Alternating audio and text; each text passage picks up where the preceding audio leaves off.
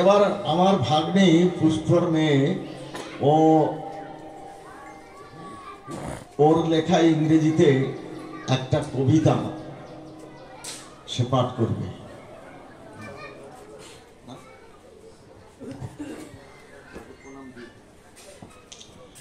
সবাইকে প্রণাম জানাই। সবাইকে প্রণাম জানিয়ে আজকে আমি আমার কবিতা পাঠ শুরু করছি। যে কবিতাটি আমি পাঠ করছি এটা আমেরিকার একটি ম্যাগাজিন, সেখানে প্রথম প্রকাশিত হয়েছিল নিউ ইয়র্কের। তো কবিতাটার নাম আমি রেখেছি Matua.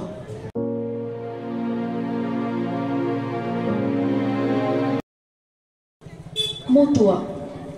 I saw you in the red flag of a temple. I saw you singing your promises, your sorrows float in Kamana Sagar. I saw your trembling hairs dancing with the joy smile of a lion. I saw your ship keeping the bliss of Dhuli. I saw your tears pouring the mercy of Hari. I saw you among the mundane souls. I saw you among the saints. At the end of night, I saw you in the blood of a revolutionary. Thank you. আসলে আমাদের মতুয়া যে দর্শন আছে সেই দর্শনের ওপর ভিত্তি করেই আমার এই কবিতাটা।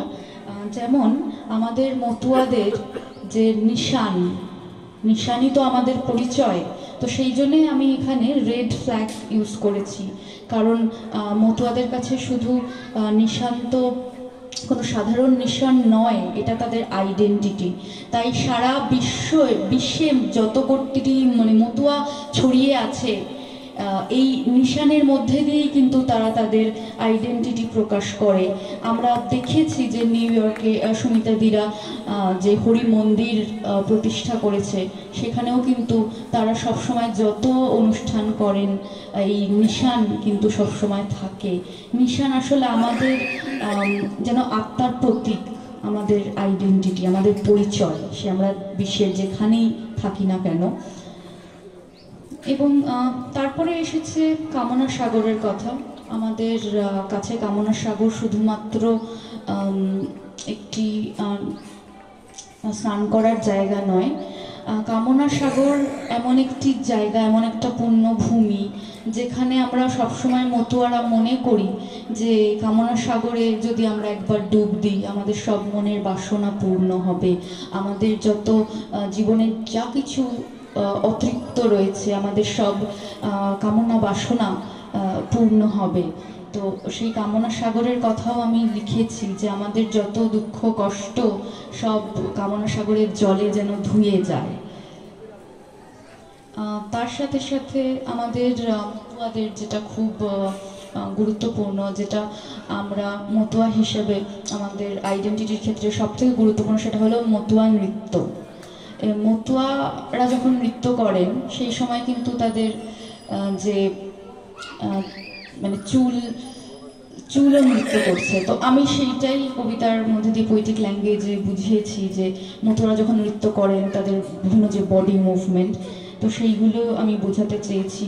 এবং তার সাথে সাথে আমি লায়নের কথা বলেছি, কারণ মতুয়া ধর্ম এমন একটা ধর্ম যেখানে আমাদের মতুয়াদের যে সিম্বলটা আছে, যেখানে দুজনকে আলিঙ্গন করতে দেখা যায়, হাতি আর সিংহ।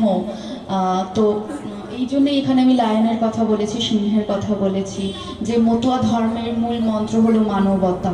মানবতা শেখায় মতুয়া ধর্ম, যেখানে সব মানুষ সমান, নারী পুরুষ সমান, কোনো ভেদাভেদ নেই। তো সেই জন্যেই এই প্রসঙ্গটাও এসেছে, লায়নের প্রসঙ্গ। যারা মতুয়া নন তারা হয়তো বুঝতে পারবেন না যে আমি কেন লায়ন কথাটা ইউজ করলাম, কিন্তু আপনারা যেহেতু মতুয়া আপনারা বুঝতেই পারছেন যে আমি কেন সিংহের কথা বললাম কবিতায়। এবং তার সাথে সাথে আমি ধুলির কথা বলছি। আমি ধুলি মানে ধুলো, ওই যে মতুয়ারা যে গড়াগড়ি আমরা দিই ধুলোর মধ্যে, সাধারণ কোনো মানুষ দেখলে বলে এরা কি করছে, এই ধুলোর মধ্যে এরা গড়াগড়ি দিচ্ছে, এটার কি দরকার। কিন্তু ধুলো শুধু তো ধুলো নয়, ধুলো আমাদের কাছে একটা আবেগ। ধুলো আমরা মনে করি মতুয়ারা যে ধুলোর মধ্যে গড়াগড়ি দিলে আমাদের সব পাপ ধুয়ে মুছে যাবে।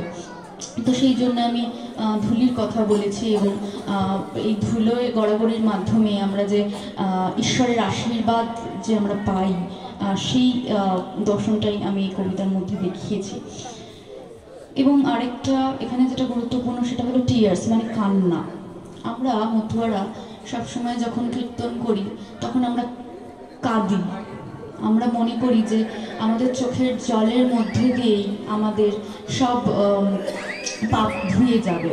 তো সেই জন্যই আমি এখানে কান্নার কথা বলেছি, এবং তার সাথে সাথে বলেছি যে আমাদের কান্নার সাথে সাথে মতুয়াদের চোখের জলের সাথে সাথে আসলে আমরা যেটা পাই সেটা হলো হরির দয়া, হরি ঠাকুরের দয়া। তো সেই জন্যই আমি এখানে হরির দয়ার সাথে আমাদের কান্নার তুলনা করেছি।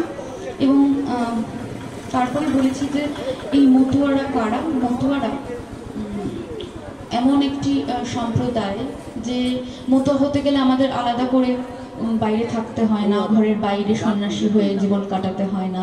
তো মতুয়া কারা? মতুয়ারা যেরকম একদিকে আমরা দেখছি মতুয়া গোসাই সাধক, অন্যদিকে আমরা দেখছি যে মতুয়ারা মানে আমরা সাধারণ মানুষ, আমরা ঘরে থেকেও কিন্তু হরির উপাসনা করতে পারি।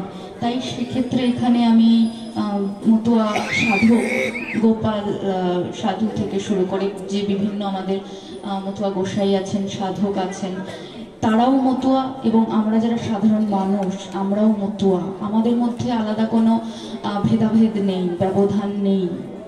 হরি ঠাকুর, গুরুচাঁদ ঠাকুর কখনোই ব্যবধান, পার্থক্য এগুলোতে বিশ্বাস করতেন না, যে কারণে নারী পুরুষের সমান অধিকারের কথা সবসময়ই কিন্তু মতুয়া ধর্মে বলা রয়েছে। আমি জানি না আর কোনো ধর্মে এরকম বলা আছে কিনা যেখানে নারী পুরুষের সমান অধিকার। এবং শেষে আমি শুরু করেছি যে at the end of night, মানে রাতের শেষে আমরা দেখতে পাই মতুয়া কারা, যাদের রক্তে বিপ্লব রয়েছে, যারা বিপ্লব ঘটাতে পারে, যারা চাইলে সারা পৃথিবী পাল্টে দিতে পারে। নমস্কার।